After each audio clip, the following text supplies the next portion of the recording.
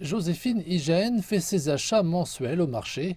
Elle ne peut pourtant pas se permettre d'acheter tout ce qui se trouve sur sa liste de courses.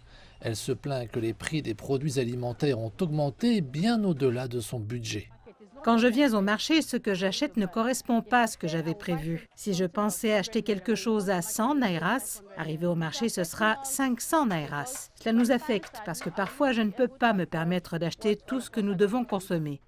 Comme Joséphine, de nombreux Nigérians sont confrontés à des situations similaires, voire pires. Un récent rapport du Bureau national des statistiques met en avant une légère hausse du taux d'inflation de 15,6% à 15,7% enregistré en février.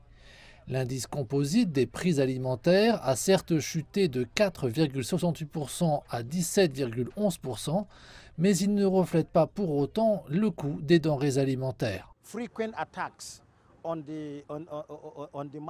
Lorsqu'on a des attaques fréquentes sur les marchés et que les marchandises arrivent en ville, on se rend compte qu'il va y avoir une pénurie d'approvisionnement. Et en même temps, lorsqu'on vérifie maintenant le coût de transport de ces marchandises et que les prix continuent à monter en raison de la rareté, cela aura un effet multiplicateur. Cet effet multiplicateur est ce qui va changer le taux auquel les prix s'exercent dans tous les secteurs de l'économie. Depuis 2016, l'inflation au Nigeria reste un indicateur à 2 chiffres. Les données ont reculé pendant 8 mois consécutifs avant de remonter en flèche en décembre 2021.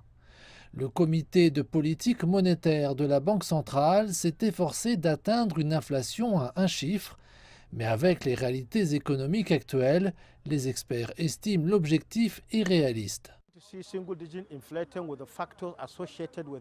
Nous n'allons pas voir une inflation à 1 chiffre avec les facteurs associés à l'économie interne et externe.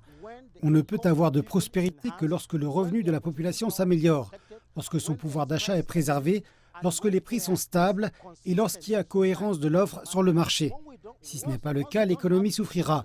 Il est donc nécessaire que le gouvernement contrôle le prix de l'essence et les prix excessifs des PMS, mais aussi les activités énergétiques.